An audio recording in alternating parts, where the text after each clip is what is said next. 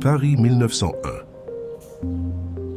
Au début du XXe siècle, la ville est le point d'attraction d'artistes et de collectionneurs du monde entier pour son effervescence culturelle. Depuis quelques années, un rendez-vous artistique a lieu en réaction aux salons officiels, où se retrouvent les artistes les plus novateurs de leur génération, le Salon des Indépendants. Le nom d'une artiste figure pour la première fois dans la liste des exposants de cette année, celui de Marval. Plus qu'une simple mention, c'est pour celle qui le porte un acte de naissance. En 1901 à Paris, et déjà âgée de 35 ans, naît l'artiste Jacqueline Marval. À presque 20 ans, alors qu'elle s'appelait encore Marie-Joséphine Vallet et vivait dans sa région natale près de Grenoble, elle avait commencé par suivre une carrière d'institutrice, comme ses parents, puis se maria et eut un enfant. Seulement 6 mois plus tard, celui-ci décède. Après une violente dépression, elle quitte son mari, s'installe en ville, travaille, non plus comme institutrice, mais comme couturière et giletière, et rencontre les peintres de sa génération. Parmi eux, Jules Flandrin, avec qui elle emménagera en arrivant à Paris. Elle-même, quelques années plus tard, se confiera sur ses choix. Mon départ pour Paris fut décidé par moi lorsque, traquée par un mari stupide, je ne pouvais plus espérer vivre à Grenoble. Ma vie, il fallait la gagner, là comme ailleurs, et essayer de réaliser mes rêves.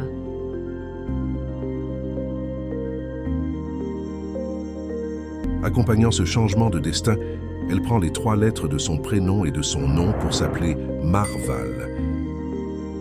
Non seulement elle change de nom, mais son apparence elle-même connaîtra la marque de son désir de liberté. Gabriel Fournier, un peintre ami, en fait le portrait à la terrasse d'un café parisien quelques années plus tard.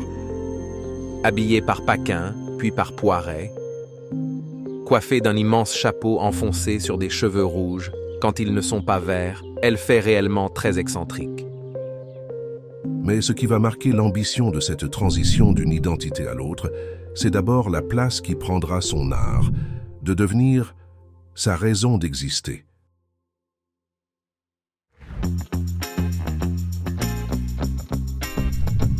En 1901, lorsqu'elle expose pour la première fois lors du Salon des Indépendants, Jacqueline Marval présente une sélection de 10 tableaux. 9 sont achetés par le célèbre marchand Ambroise Vollard. Dans la liste, les 3 premiers désignent par leur titre 3 figures féminines. L'odalisque au guépard, Minerve, déesse de la guerre, des arts et des sciences, et enfin la sirène. Pour comprendre la véritable portée de ces peintures à l'aube de la carrière de Marval, il faut remonter un peu plus tôt dans la production de l'artiste et le contexte dans lequel elles adviennent. Depuis son installation rue Campagne Première dans un immeuble d'atelier d'artistes, Marval partage sa vie avec le peintre Jules Flandrin. Leur vie ensemble lui donne accès à un atelier et à un réseau, lui-même étant étudiant aux Beaux-Arts de Paris, dans l'atelier de Gustave Moreau, où il fait partie de ceux qu'on appellera les fauves, à commencer par Matisse.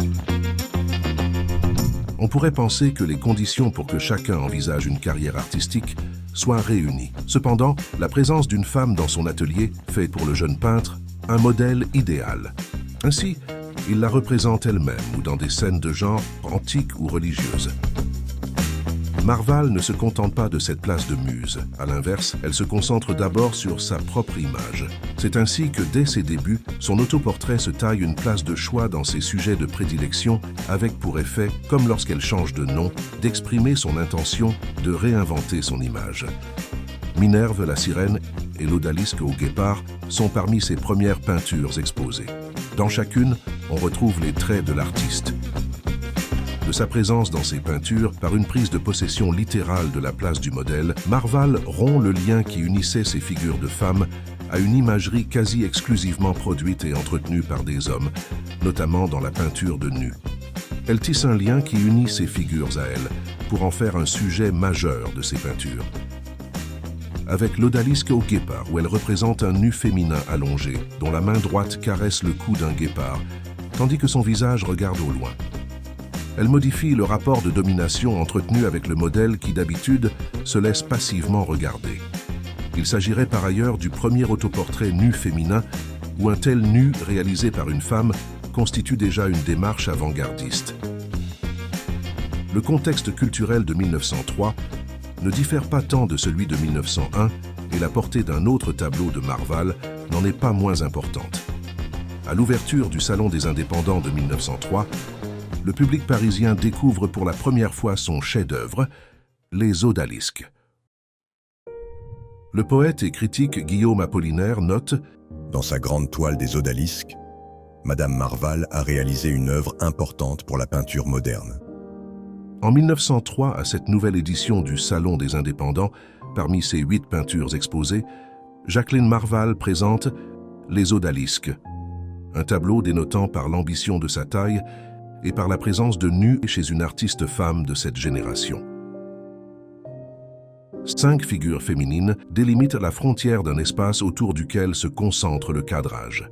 Le point de vue adopté nous place face à face avec les modèles. Les 2 figures présentes à droite, en nous retournant notre regard, nous indiquent que nous sommes à la place du voyeur vu.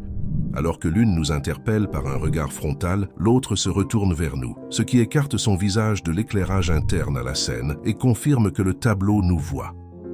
Elle brise la cohésion du reste du groupe qui dirige la totalité de son attention vers elle, comme elle se détourne alors qu'une tasse lui est tendue. Le fond contribue au récit de cette histoire. La partie gauche de l'image est entièrement occupée par un rideau qui divise la composition en 2 parties et délimite un premier espace à gauche avec les personnages encore concernés par ce qui se passe dans le tableau, tandis que l'autre moitié du rideau se trouve relevée, laissant entrevoir une profondeur supplémentaire dans l'image. Cette percée fonctionne comme une mise en abîme de l'ouverture sur la scène qu'est déjà le tableau. Seul indice du lieu où nous pénétrons, elle en rappelle la nature intime et laisse envisager une partie plus intime à laquelle il nous est implicitement indiqué que nous n'avons pas accès. L'identité d'odalisque, donnée au modèle par le titre de l'œuvre, se réfère aux représentations de visions fantasmées de femmes de harem populaires en peinture au XIXe siècle. Elle représentait une version exotique de la femme offrant sa nudité aux spectateurs et donc plus tolérée par la morale. Pourtant, l'artiste ne choisit pas, comme dans la grande odalisque d'Ingres, de nous positionner dans cette proximité érotique au modèle. Elle ne nous entretient pas non plus dans un point de vue à l'écart, comme dans le bain turc. Marval nous place à la frontière de 2 moments, qui correspondent aux 2 moitiés de l'image, un échange entre femmes et notre arrivée venant troubler leur paix. Cet entre-deux introduit une confrontation entre le modèle et son spectateur et rappelle en cela un tableau apprécié par Marval, l'Olympia d'Édouard Manet. Dans ce dernier, le chat joue le rôle du second regard confirmant celui du modèle, lui-même une prostituée nous désignant ainsi comme un client. Les odalisques privilégient également la confrontation avec le spectateur à l'ambition fantasmagorique d'un peintre comme Ingres. Pour autant, le registre ici n'est pas seulement celui de la subversion d'une tendance de la bourgeoisie au voyeurisme. Une autre particularité du tableau est la ressemblance entre tous les modèles qui reprennent communément les traits du visage de l'artiste. En plus de réaffirmer sa démarche de réappropriation d'une imagerie féminine monopolisée par les hommes, Marval nous retourne notre regard et introduit littéralement son propre regard en peinture. À partir des odalisques, c'est désormais le regard de l'artiste Jacqueline Marval qui prédominera sur celui d'une tradition masculine.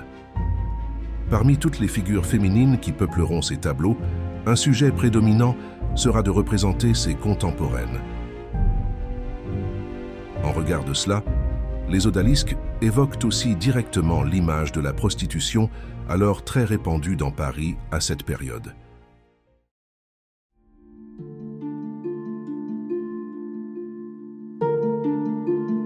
L'ami de Marval, le peintre Lucien Mincieux, raconte: Un jour, elle me fit cadeau d'une des toutes premières études pour ses odalisques que j'avais beaucoup admirées dans son atelier. « C'est ma meilleure toile », décrétait Marval en ajoutant fièrement, mais je marche dessus en citant ses odalisques dans lesquels, paraît-il, Matisse prenait ouvertement ses inspirations.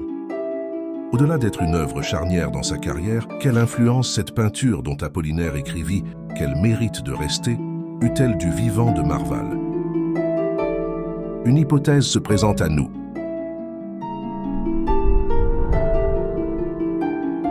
Par sa taille, son cadrage, ses teintes, la présence de drapés en arrière-plan de la composition, certains détails, la façon dont se tiennent plusieurs des modèles et leur position dans la scène, ainsi que le sujet de l'œuvre en lui-même, les odalisques rappellent en particulier une autre peinture, la représentation d'une scène de bordel de Pablo Picasso, Les Demoiselles d'Avignon. Achevé en 1907, soit 5 ans après le tableau de Marval, ce chef-d'œuvre du cubisme semble issu de la même matrice, mais d'un traitement différent. Les deux œuvres se sont d'ailleurs rencontrées, toutes deux sélectionnées pour l'exposition L'Art moderne en France, organisée par le poète et critique André Salmon, ami et admirateur des deux artistes. Au moment de la conception des Demoiselles d'Avignon, Picasso a déjà exposé plusieurs fois avec Marval, notamment près de Montmartre chez Bertheveille, une galerie où les deux artistes ont débuté. Ils fréquentent les mêmes lieux et personnalités du monde de l'art. Depuis Montmartre où Picasso vit et travaille, jusqu'à Montparnasse où Marval conserve les odalisques qu'elle gardera toute sa vie.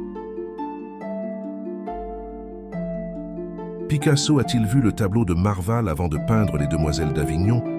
Comment l'inspiration d'un artiste, lorsque celui-ci ne la révèle pas, peut-elle se vérifier? Que reste-t-il des artistes oubliés? Au-delà des ressemblances formelles, la particularité la plus exclusive aux deux œuvres est sûrement cette puissance avec laquelle elles nous regardent. Chez Picasso, ce regard nous renvoie à notre expérience de la peinture elle-même, de ses formes et ses couleurs comme sujet de l'œuvre. Chez Marval, les personnages aux traits de leur créatrice reprennent le pouvoir d'une image en répondant à notre regard par le sien.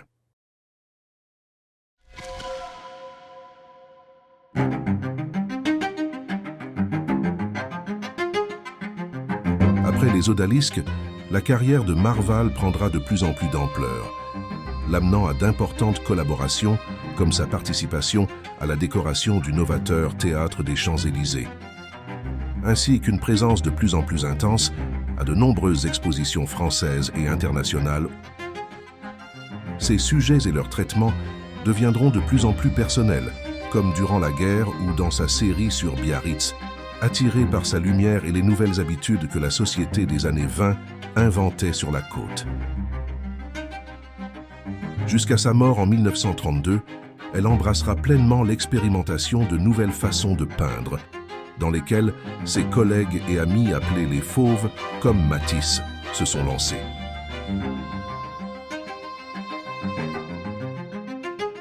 À travers ces séries et d'autres, Marval va perpétuellement réinterpréter une image de la femme, articulant la sienne et celle des autres, personnalité publique, intime de l'artiste et figures littéraires avec à travers elle une même urgence, celle de se voir avec ses propres yeux.